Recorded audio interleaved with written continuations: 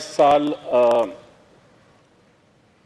ہم 400 بلین کے سرپلس سے موجودہ فائنینشیل ایئر کو کلوز کرنے کی امید کر رہے ہیں اور اگلے 4 ماہ میں 112 بلین سرپلس چھوڑ کر جائیں گے، یعنی 4 ماہ کے اختتام پر۔ یہ موٹے موٹے کچھ میں پوائنٹس آپ کو بتا رہا ہوں، بعد میں ایس ایم تنویر صاحب اور سیکرٹری فائنانس مجاہد شیر دل صاحب آپ کو تفصیل دیں گے۔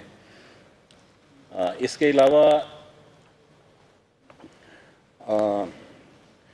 جو ایک اہم ترین بات ہے وہ یہ ہے کہ ہم گندم کے لیے روزانہ 25 کروڑ روپے سود ادا کر رہا تھا پنجاب روزانہ کا بینکوں کو، ٹھیک ہے جی، اس 25 کروڑ، اور اس وجہ سے 600 ارب روپے کا قرضہ ہو چکا تھا، اور اگر اسے ہم ادا نہ کرتے تو اس سال کے آخر تک یہ قرضہ 1100 ارب روپے ہو جانا تھا سود کی وجہ سے بنیادی طور پر، اور 2025 کے آخر پر یہ رقم 2000 ارب روپے تک پہنچ جانی تھی، یعنی حکومت روزانہ 2025 میں 80 کروڑ روپے روزانہ سود ادا کر رہی ہوتی۔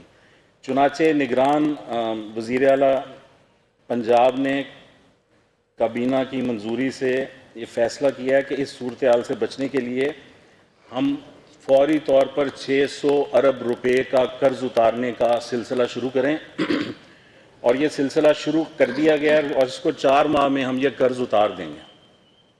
یہ پچھلی کسی حکومت نے، جو منتخب حکومتیں تھیں، انہوں نے یہ کام نہیں کیا، حالانکہ بار بار کابینہ کو تجویز کیا جاتا تھا، اور اس طرح جو پیسے ہم بچائیں گے وہ صوبے کی بہتری پر لگائے جائیں گے۔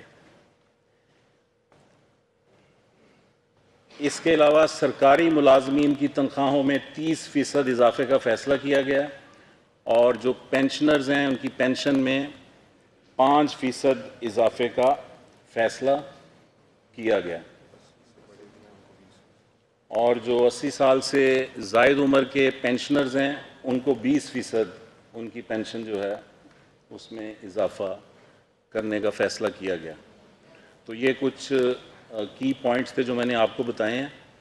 اس کے بعد اب ایس ایم تنویر صاحب مزید آپ کو تفصیل بتاتے ہیں، ہمارے انرجی کے منسٹر ہیں ایس ایم تنویر صاحب۔ بسم اللہ الرحمن الرحیم۔ جیسے کہ آپ کو عامر میر صاحب نے بتایا، میں بجٹ کی کچھ ہائی لائٹس آپ کو ایکسپلین کر دیتا ہوں۔ جتنے بھی گورنمنٹ کے ملازمین ہیں اس کی 30% سیلری کو انکریز کر دیا گیا، اور جو جن کی ایج 80 سے پلس ہے اس کی سیلری 20% کو انکریز کیا گیا اس بجٹ میں۔ پنجاب میں انفارمیشن ٹیکنالوجی سے ریلیٹڈ جو بزنس ہے، جیسے آئی ٹی سے ریلیٹڈ بزنس ہے، انڈسٹریز ہے، ایجوکیشن ہے، ٹریننگ انسٹیٹیوٹس ہیں، ان سب پہ سیل ٹیکس ختم کر دیا گیا، اور اسی کی وجہ سے آپ دیکھیے گا کہ انشاءاللہ ہمارے ملک میں آئی ٹی کی ایکسپورٹ بڑھے گی اور بہت بڑا آئی ٹی بوم آئے گا، جو دوسرے کنٹریز میں ہو رہی ہیں، پاکستان بھی کافی ہے اس کے لیے، اس سسٹم کو چلانے کے لیے۔ تو کیا اس بجٹ میں ای فوس سسٹم کے لیے بھی آپ نے کچھ رکھا ہے؟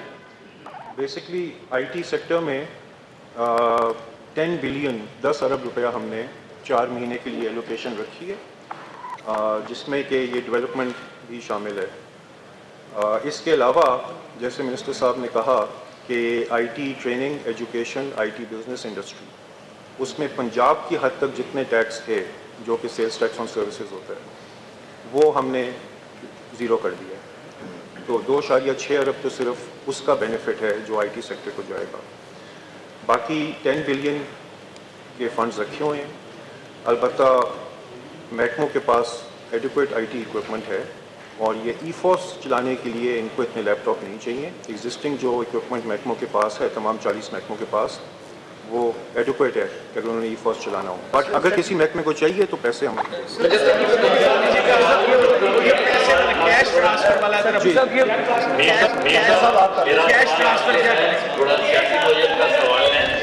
آپ نے پریزنٹ کیا، جو بھی فگرز آپ نے دیے، آپ نے کہا کہ آرٹیکل 126 کے تحت آپ نے یہ 4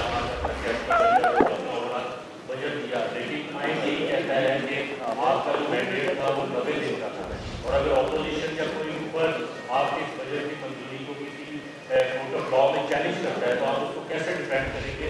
किस लॉजिक के तहत आप ये 90 रोज से ड्राइव तक आपका टेन्योर है 100% है?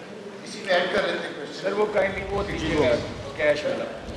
वो ये है कि अभी असेंबली की मुद्दत पूरी होने वाली है, उसके बाद इलेक्शन आना है, तो निगरान हुकूमत ने भी उसमें खत्म हो जाना, पेंडिंग डेट अभी अनाउंस होनी है, तो उसके जो अखराजात हैं पंजाब हुकूमत के वो कितने लगते हैं इलेक्शन? कॉन्स्टिट्यूशन में जो जनरल इलेक्शन नेशनल या प्रोविंशियल हैं वो फेडरल लेजिस्लेटिव लिस्ट में आते हैं। सूबों की कोई फाइनेंशियल जिम्मेदारी नहीं है जनरल या प्रोविंशियल इलेक्शन कराने की। सूबों की जिम्मेदारी फाइनेंशियली सिर्फ और सिर्फ लोकल गवर्नमेंट इलेक्शन कराने की है। अलबत्ता हम जनरल इलेक्शंस के वक्त इंटरनल सिक्योरिटी के लिए होम डिपार्टमेंट हमसे डिमांड करता है, वो यूजुअली 2-2.5 अरब होता है, वो हम होम डिपार्टमेंट को देते हैं फॉर सिक्योरिटी ड्यूटी। लेकिन इलेक्शंस के कॉन्डक्ट के लिए कोई जिम्मेदारी सूबों की नहीं होती, ना पहले कभी पे किया है ना। अच्छा जी, आपके सवाल का जवाब रह गया, उसका जवाब ये है कि निगरान हुकूमत बनती है जब तक इलेक्शंस का इनेकाद नहीं हो जाता, निगरान हुकूमत कंटिन्यू करती है, और अगर इसमें कहीं से कोई डिले है, ताख़ीर है, तो वो मामला सुप्रीम कोर्ट में आपको पता ही है। अच्छा ये बताइएगा कि हर जो चुनावों में जो की जाती है, फेडरल गवर्नमेंट ने 17.5% इजाफा किया है, सेंट्रल गवर्नमेंट ने भी अपने एम्प्लॉइज को 17.5% पेंशन में इजाफा किया है। क्या पंजाब के रिटायर्ड मुलाजिमीन इतने अमीर और गरीब हैं कि आपने 5% इजाफा किया? तो क्या किसी सियासी मुकालमे में आप बढ़ाएंगे, फिर बाद में किसी सियासी लीडर के कहने पे 17.5% करेंगे? आप जो वफाक के मुलाजमीन हैं और जो सूबाई मुलाजमीन हैं, इनकी आप तनख्वाहें पे स्लिप निकाल के देख लें। सूबाई हुकूमत के मुलाजमीन की तनख्वाहें वफाक वालों से बेहतर हैं। इसीलिए आपको याद है कि कुछ साल पहले वफाक ने एक अलाउंस लाए थे, डिस्पैरिटी रिडक्शन, बिकॉज डिस्पैरिटी है सूबों, पंजाब में स्पेशली तनख्वाहें ज़्यादा हैं और आपकी पेंशन जो है वो आपकी तनख्वाह से ही डिटर्मिन की जाती है। लेकिन इलेक्शंस के कॉन्डक्ट के लिए कोई जिम्मेदारी सूबों की नहीं होती, ना पहले कभी पे किया है ना। अच्छा जी, आपके सवाल का जवाब रह गया, उसका जवाब ये है कि निगरान हुकूमत बनती है जब तक इलेक्शंस का इनेकाद नहीं हो जाता, निगरान हुकूमत कंटिन्यू करती है, और अगर इसमें कहीं से कोई डिले है, ताख़ीर है, तो वो मामला सुप्रीम कोर्ट में आपको पता ही है। अच्छा ये बताइएगा कि हर जो चुनावों में जो की जाती है, फेडरल गवर्नमेंट ने 17.5% इजाफा किया है, सेंट्रल गवर्नमेंट ने भी अपने एम्प्लॉइज को 17.5% पेंशन में इजाफा किया है। क्या पंजाब के रिटायर्ड मुलाजिमीन इतने अमीर और गरीब हैं कि आपने 5% इजाफा किया? तो क्या किसी सियासी मुकालमे में आप बढ़ाएंगे, फिर बाद में किसी सियासी लीडर के कहने पे 17.5% करेंगे?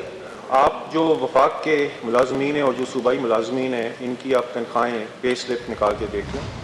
सूबाई हुकूमत के मुलाजमीन की तनख्वाहें वफाक वालों से बेहतर हैं। इसीलिए आपको याद है कि कुछ साल पहले वफाक ने एक अलाउंस लाए थे, डिस्पैरिटी रिडक्शन, बिकॉज डिस्पैरिटी है सूबों, पंजाब में स्पेशली तनख्वाहें ज़्यादा हैं और आपकी पेंशन जो है वो आपकी तनख्वाह से ही डिटर्मिन की जाती है। हमारे यहाँ मुलाजमीन ऑलरेडी वफाक के मुलाजमीन से ज़्यादा तनख्वाहें ले रहे हैं। आमिर मीर और पंजाब के दीगर निगरान वज़रा न्यूज़ कॉन्फ्रेंस कर रहे हैं लाहौर में।